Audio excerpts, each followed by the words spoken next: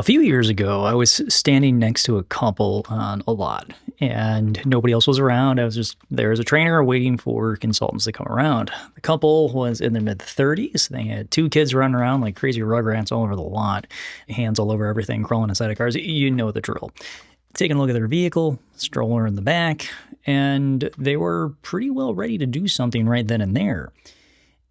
Here's where it got interesting. They got out of their vehicle. They weren't aggressive. They weren't grinding me down for anything. They were simply just guarded. And the crazy part is it was coming off of them, like radiating, like the vast majority of people that come in with fortified concrete walls around them with archers pointing directly at us. You could feel the tension. Very nice people, though. I'd ask them questions, and every answer was short. Every smile had like this cautious tinge to it, and I couldn't quite place it. And every question had some sort of follow-up that sounded kind of like this. Okay, but what's the catch? When there wasn't any catch at all. They were simply just very guarded individuals. And this is how most people are when they come into the dealership. But at one point, this husband said something that really struck me kind of sideways. And all he had to say was something that many of us have heard before, and there's no way around this. There's just absolutely no way. We've just been burned. And it's like, what do you mean you've just been burned? They went in, they interact with somebody else at another dealership. It wasn't at my store. It wasn't even me. I wasn't even part of this conversation. But because I was a car sales consultant, all of that came onto me because apparently we're robots and we all do the same thing. It was the before time that really got them and set the stage for what was about to happen. And at that moment, it hit me like a ton of bricks. Most customers don't show up skeptical because of you. They show up skeptical because of what they've learned along the way. Because here's kind of the funny thing, is that people actually don't hate buying cars. And you'll hear them say that all the time, is I hate buying cars, and insert one reason or another. What they really hate is how buying a car made them feel in the past. And that difference is absolutely everything. And it's something that we can very easily patch up being a really good, empathetic person that actually cares about the other human being that's sitting in front of us. So here's the truth bomb. Dealerships didn't lose trust because the customer changed. It doesn't happen. Customers don't change. Every single customer that walks through your front door is different. I've preached about this. They lost trust because behavior didn't change. And they're seeing the same thing that they've seen every single time. And the reason is that the process is fundamentally broken from the start. Remember, our process was written in the 1930s. And I'm about to go ahead and pull this all apart so you can see exactly what the differences are. So for decades, we've trained people to essentially brace themselves. And when a human braces themselves, their brain is not looking for value. It's looking for a threat. And once someone feels threatened, logic completely shuts down. But really, people will buy anything. And a lot of us know this, is that when it comes to somebody walking in through your front door, yeah, people will buy absolutely anything. And they buy things for these very simple three reasons. One, to reduce their anxiety, makes them feel better. Two, to increase certainty with whatever might be going on in their life. And then three, to move toward a better version of themselves by upping their game in one way or another. And that's really it. I mean, why people buy things is crazy, stupid, simple. But nobody, when they walk through the front door, is buying a car because of torque alone. They buy it because it represents something. Safety for their kids, freedom, status, reliability, relief. All of these things culminate to the person going ahead and buying the car.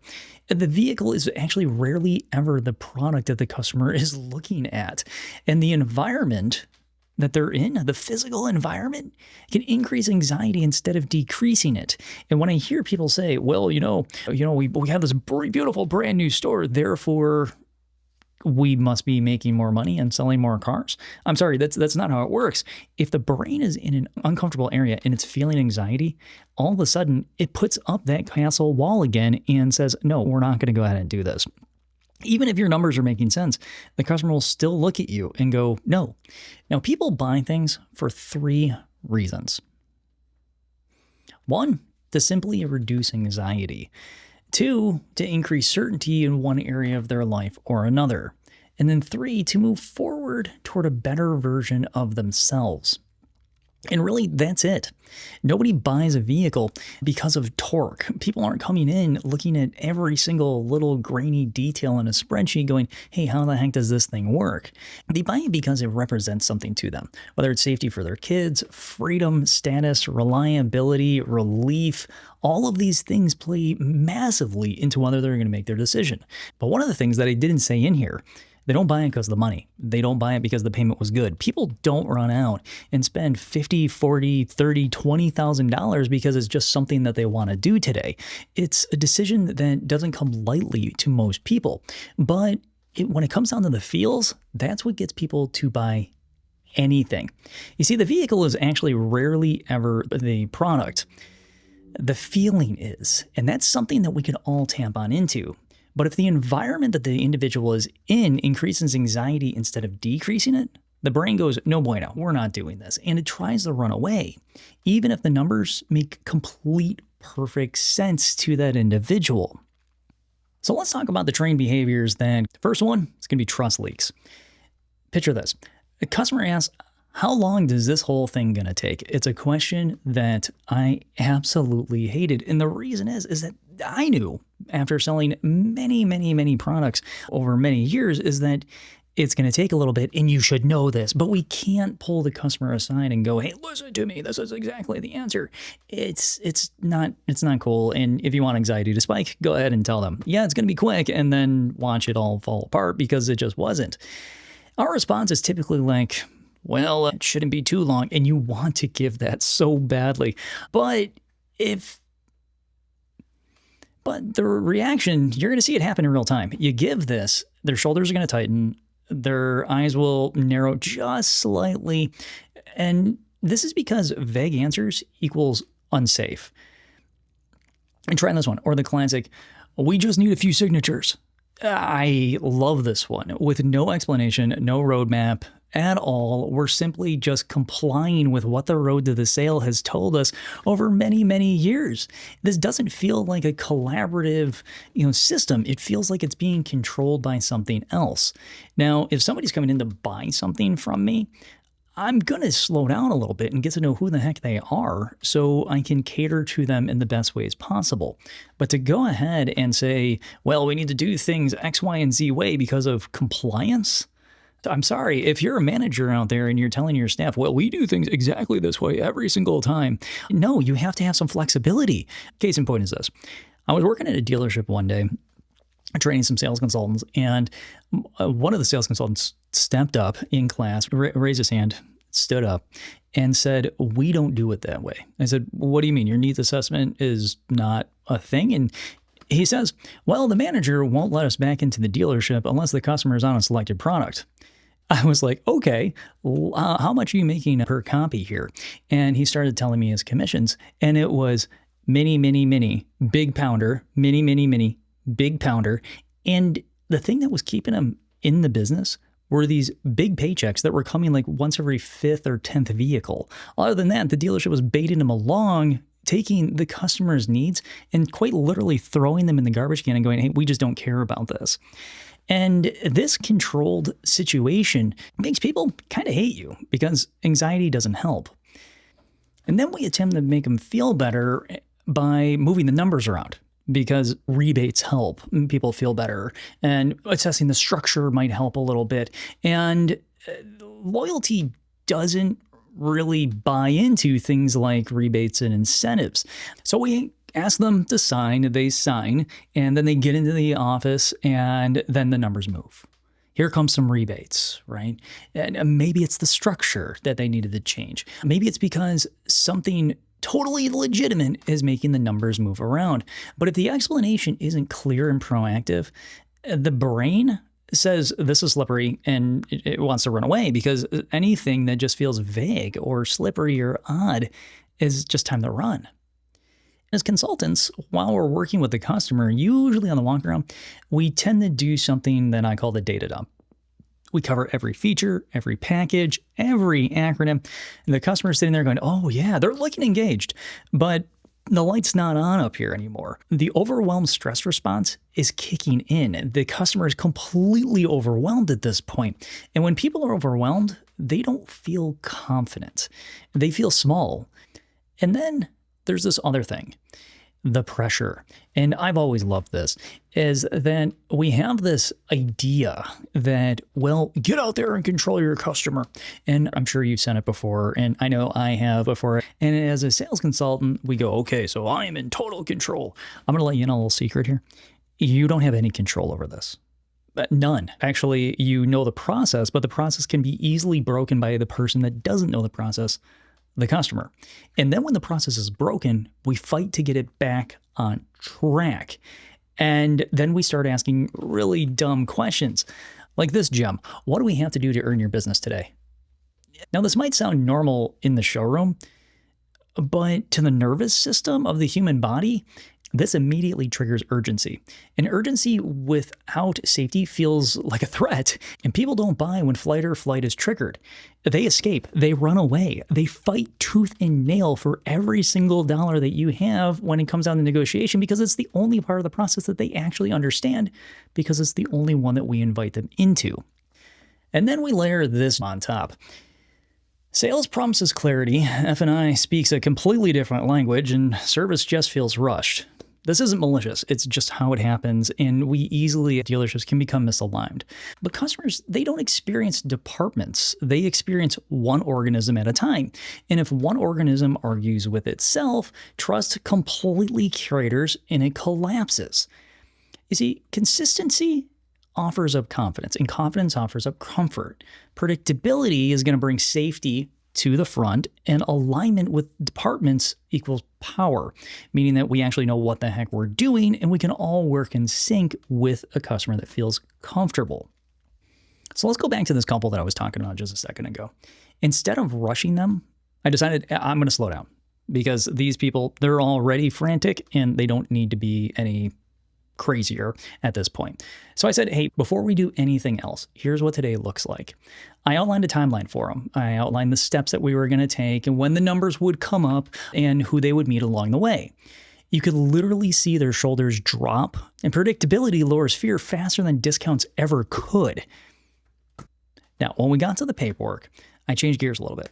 I still stayed in the area of predictability and comfort, but mainly I understood that these individuals simply just needed direction. And the word track went a little bit like this. We at this dealership, we use this form to give you accurate options and not waste any of your time. And even more so, they settled on into the seats. Their anxiety just went away. And all they were looking for is the ability to understand, the ability to have confidence. Now, during the walk around, this is where it got a little interesting, and I'm pretty sure back in the day, somebody would have said, no, you can't do it that way. But I ignored half the stuff that was on the car, and the reason is it didn't apply. To the customer, you mentioned that you've got 2 kids and a long soccer weekends. The second row setup inside of this thing makes loading and unloading the vehicle like really, really easy when you're exhausted. This is called identity-based selling. And it increases certainty and increases confidence in the individual that's sitting directly in front of you. Identity-based selling is why I tell people closing starts and ends during needs assessment. If you have that information, you can go right to the vehicle and pull out things that hyper-focus on who that person is. Because again, customers don't really care what the torque number is. I ask sales consultants all the time, what's the difference between horsepower and torque? 99.9% of the time, it's a question that never gets the right answer. So take that spreadsheet, throw it in the trash. Customers are coming on in to buy something for the feels. They're not coming in to buy something simply for a spreadsheet. So when it's time for the numbers, this is an area where I didn't flinch. No speed talking here, no tension. Here are the numbers. Let me walk you through them. And that confidence transferred right on over to them because they were already prepared. They knew I was on their side and they knew that I had their back. So before every major step, How are you feeling so far? Silence is feedback, not agreement. By the end, and before every major step, when a transition was to come along, I would ask them, hey, how are you feeling? This check-in allowed them to straight up tell me, hey, I feel this way about this vehicle, or I feel that way about this vehicle. By the end, the customers weren't braced anymore. They were excited. They were able to work with the same person all the way through and experience a different behavior than they picked up from a dealership that they were at prior. We can't fix what happens at other stores, but what we can do is we can control who we are and take that playbook from the 1930s and throw it in the dumpster and light it on fire. Because when the end of the day rolls around, it's about the person that's sitting in front of you. It's not about the product anymore. Remember, those old user manuals, here's the 6 or 8 steps to the road to the sale. And those things come out of a time when manufacturers were not going to let off the throttle producing vehicles. And we see it every day. The customers come on in, they want to buy something, and we have this cave their head in type approach that we have to stop. If you're wondering why this business may be a bit of a struggle for you, the reason is because you're making it a struggle for yourself. And I know you may not like that answer, but it's the truth.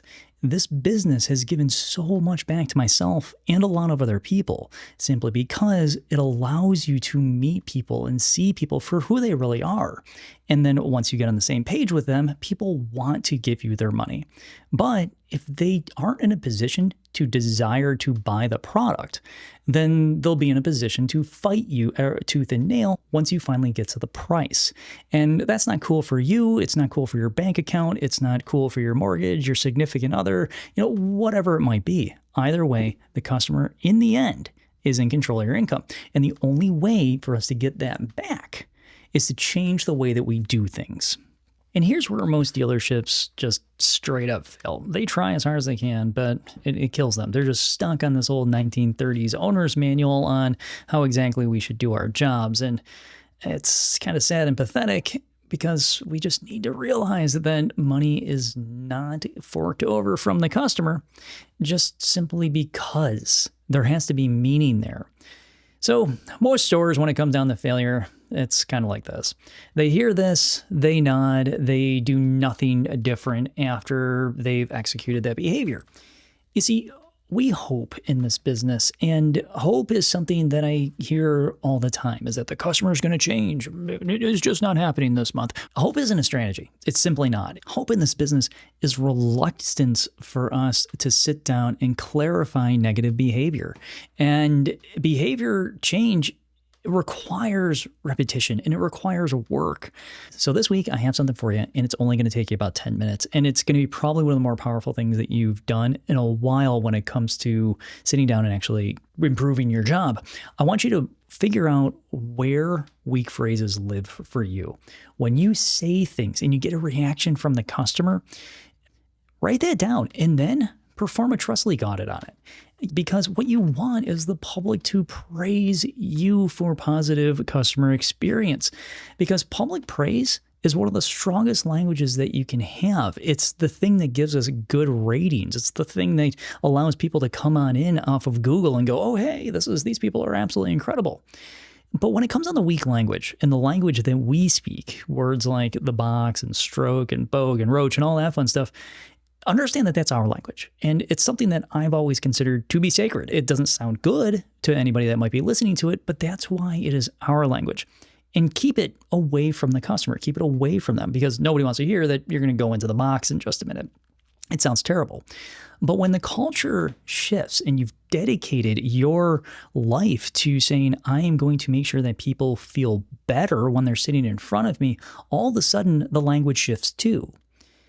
It doesn't shift when a stupid poster goes up on the wall that's like, hey, do this and you're going to feel better about X, Y, or Z. When a poster goes up, people look at it, smile, they get their warm and fuzzies, and it works for about 10 seconds. And everybody goes back to doing what they were doing before. But the moral of the story is that customers, they don't hate dealerships. They hate unpredictability, pressure, and confusion. And these things just drive them bonkers. If you can remove these 3 things, you'll make car buying exciting again. Your profits will go up. You will sell cars faster, which is how it's supposed to be. We're here to help customers buy. We are not here to pressure them and sell them. So this week, audit one thing, just one thing, because that one thing that you're getting reactions back from customers on, well, that's probably where uncertainty lives. So fix that one first. And also understand that trust isn't built in speeches. It's built in micro moments. Your reputation, it isn't a marketing problem. It's a behavior problem. And you can have the greatest ads that are out there, but if it's already spread around town that you're the worst dealership to deal with, then why are people even going to come on in? You can offer up as much money as you want, and people will still go down the street, buy from somebody else simply because it felt better to do that there. But behavior is kind of a cool thing, though. It's completely trainable. And it's something that over here at AutoKnerd, we are working aggressively on to make sure that you have a tool in the future that can make you the top of your game. So if you want to hear about that, click that subscribe button, or if you got something out of this, click that subscribe button, whether you're on the podcast or YouTube. My name's Andrew Sardone. Thank you very much for listening this week. I hope you got something out of it. And I hope it gave you the ability to take a little bit of pause and make yourself a little bit extra coin, because in the end, well, it's about kindness, caring, and having fun. You got one life to live. So let's at least make it super enjoyable, shall we? And big part of that is making the person in front of us really happy. And when you make them really happy, your life becomes significantly better. Until next week, I'll see you next time. AutoKnerd out.